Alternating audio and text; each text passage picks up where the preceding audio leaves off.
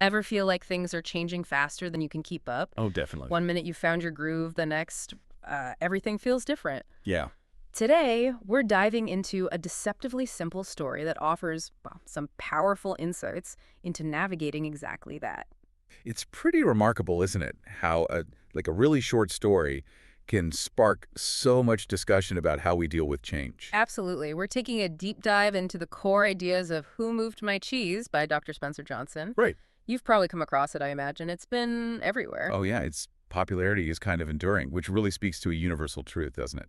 Change is, well, just constant. Hmm. Personal life, work life. Exactly. So our mission today is to really, dig into the key lessons and the relatable insights from this famous book. Hmm. Think of this as your shortcut, maybe, to grasping its essence and how you can apply it, whether you're facing a career shift or a personal thing or just everyday life stuff. Yeah, we want to equip you with a solid grasp of its core metaphors, those simple ideas, and the actionable intelligence it offers for adapting. So here's how we'll approach it. We're going to explore the story's characters. They're quite memorable. They really are. And look at the distinct ways they respond to change and the valuable lessons that are sort of cleverly embedded in the narrative. Okay, let's unpack this. Yeah, the brilliance, I think, is in that allegorical framework. Yeah. It lets us look at, complex human behaviors through these really simple characters and settings. It really does. So let's get acquainted with our players. We've got four characters: Sniff, Scurry, Hem, and Haw. Right. Now, they might seem simplistic, but they represent very, very real ways people react to change. Totally. Sniff, like his name suggests, he's all about detecting change early, sensing those subtle shifts. Sniff really embodies that proactive stance, that awareness, constantly checking the surroundings for any signs things are different. Then there's Scurry. And Scurry doesn't just notice change. Scurry, boom, springs into action immediately. Yeah, no hesitation, just a swift response. Scurry represents that value of agility, right? A bias towards just doing something when faced with the new. Okay, then on the other end, we have him. Him. Oh, him, yeah. Hem's the one who resists, Hmm. denies it. That feeling of, this shouldn't be happening, that's him. And that highlights a very, very common human thing, doesn't it? Finding comfort in the familiar, pushing back against disruption, even when, staying put isn't working anymore. And finally, there's Haw. Haw's interesting because initially, he's right there with him, resisting. Mm-hmm. But through experience, he learns to adapt. He's the one who goes through a real transformation. Yeah, Haw's journey is really insightful. It kind of provides a model for how we can learn to shift our mindset, change our responses over time. Now, all this happens within a maze. Right. Seems simple, a maze, but it symbolizes something much bigger. It's our career landscape, our personal lives, the systems we operate in. The maze is just this sort of neutral backdrop, isn't it? So we can see these different reactions play out without getting bogged down in real-world specifics. It isolates the behaviors. And what are they all looking for in this maze? Cheese. Cheese, exactly. And this isn't just, cheddar or brie. Cheese represents whatever you value. Yeah. Career success, love, money, happiness, well-being, whatever your cheese is. And the power of that symbol is how personal it is. Yeah. Everyone can identify their own cheese, something they're striving for. Exactly. So they're all navigating this maze, looking for their cheese. And initially, all four of them, Sniff, Scurry, Hem, and Haw, they find this huge supply. Station C, it's called. A real windfall, Uh-huh. like hitting the jackpot. Right. It represents those times when we achieve a big goal or things feel comfortable, stable. Predictable. But here's where the different approaches really start to show. Even with all this cheese right there, Sniff and Scurry, they stay vigilant. Still checking things out. Yeah, they keep monitoring just in case things shift. Which underscores a crucial point, right? Even when things are good, staying aware, avoiding complacency, Right. it's key. But Hem and Haw, they settle right in, deeply. It's comfortable. Totally. They become reliant on the cheese always being there. They stop exploring. There's that phrase in the book, they took it for granted. What does that really mean, do you think? Oh, that phrase hits hard. It's that human tendency, isn't it? To assume things will stay the same forever, even when they're naturally temporary. Yeah. We see it all the time. Maybe stop putting effort into a relationship once it feels secure, or not bothering with new skills because our job feels safe right now. Precisely. Then, inevitably, the unexpected happens. Dun dun. The cheese at Station C disappears. It's just gone. And this sudden absence, this shock, It triggers the core conflict and really throws those different reactions into sharp relief. So Sniff and Scurry, unsurprisingly not really caught off guard. They saw it coming, Yeah. or suspected it. Yeah, they'd been observing. They just accept it, put on their little running shoes, metaphorically speaking, and head straight back into the maze, looking for new cheese. Right. No fuss, no blame, just action. Their response just perfectly illustrates the benefit of being prepared, doesn't it? That mindset that anticipates change and is ready to adapt without all the emotional baggage. Totally. But Hem and Haw? Very different story. Oh, yeah. Him especially gets indignant. "Who moved my cheese?" he shouts. "It's not fair." Classic him. He directs his anger outwards, refuses to leave Station C. He's clinging to this belief that the old cheese will somehow just reappear. And Hem's behavior is such a potent example of how resistance, fueled by fear and maybe a sense of entitlement, just leads to stagnation. It's often the first reaction, right? Even though it rarely helps. Hem Haw is also definitely scared, no doubt. But slowly, reality starts to creep in.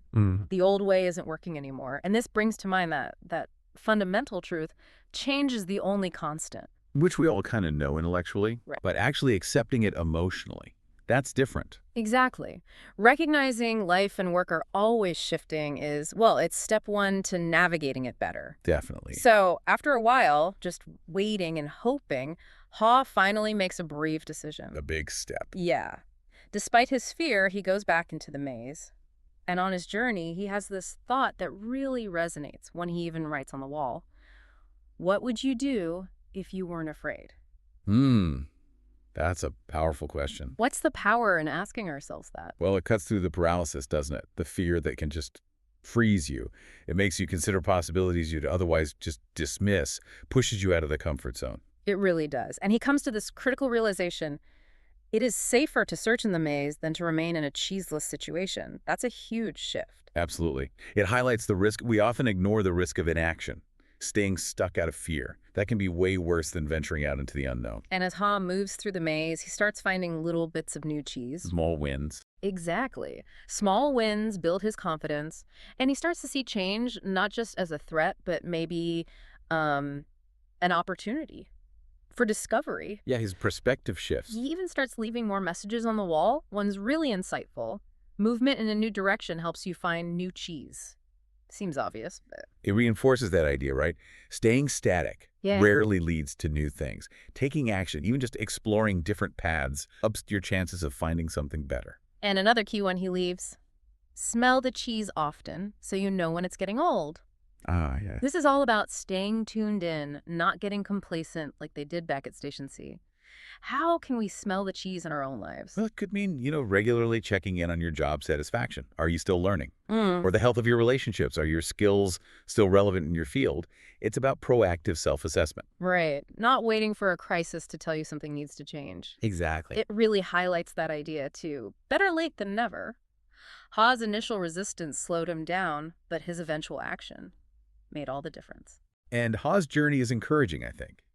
It reminds us that even people who struggle with change at first can adapt and find new, fulfilling paths. So after this considerable journey, Ha finally arrives at a new cheese station. Big one. The payoff. And who does he find already there, happily munching away? Sniff and scurry, of course. Sniff and scurry, exactly. Which powerfully illustrates the advantage of adapting early, doesn't it? Those who embrace change proactively often get to the good stuff sooner. Totally. Falk comes to understand that change isn't something to dread, but something to anticipate, adapt to, and maybe even surprisingly enjoy. The story just beautifully conveys that change, it can be uncomfortable, but it's natural.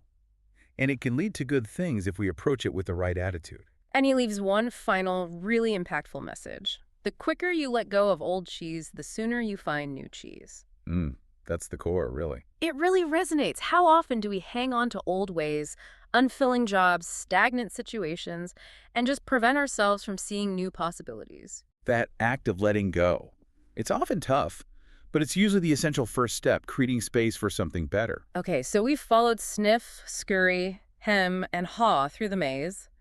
Let's try and distill some of the really core lessons that make this little book pack such a punch. Yeah, the fundamental principles, the practical stuff for navigating change ourselves. Right. So, first key takeaway: change will happen. Period. It's just part of life, whether we like it or not. And accepting that That's the foundation for resilience. Second, be ready for it. Notice those early signs. Don't wait until everything collapses before you realize things are shifting. That proactive awareness lets you respond more thoughtfully, less, reactively. Third, act quickly. Don't get stuck in analysis paralysis or denial. Once you see change happening, take action. Timely action just minimizes the disruption, speeds up adaptation, gets you to the new reality faster. Fourth, and this is a big one, don't blame others. Ooh, yeah. Focusing on who did what just keeps you stuck in the past, stops you moving forward. Blame is so disempowering, isn't it? Yeah. It shifts focus away from what you can control, which is your response. Fifth, face your fears. Often what we imagine will happen is way worse than the reality. Ha's journey really shays this. Yeah, overcoming that fear unlocks our potential for growth, allows us to explore those rewarding possibilities. And finally, number 6, adapt and move on. Being inflexible, that just leaves you behind. Adaptability is just such a vital skill today, personally, professionally, everywhere. And maybe the one insight that ties it all together, old beliefs do not lead to new cheese. Powerful line. What does that really tell us? It just underscores that need to be willing to question our assumptions, Right. let go of outdated mindsets that might be blinding us to new opportunities in a changed world. It's a challenge to evolve our thinking. Exactly. It's about cultivating that mindset of continuous learning, being willing to change your perspective. So there you have it, a deep dive into the heart of Who Moved My Cheese. Hopefully this has given you a concise but comprehensive look at its core message and why it's still relevant. We've aimed to offer that distilled understanding, Mhm. the key principles and how they might apply practically as you navigate the changes you face. So here's something to think about. What cheese might you be holding on to in your own life? Something that could be preventing you from discovering something new, maybe even better. Good question. Or maybe reflect on this. In your professional maze, do you tend to react more like a hem, a haw, a sniff, or a scurry? Yeah, those are valuable questions to ponder as you navigate your own ever-shifting experiences. Thanks for joining us for this deep dive. We hope it's given you some food for thought. We definitely encourage you to consider these ideas and how they might shape your own approach to change going forward.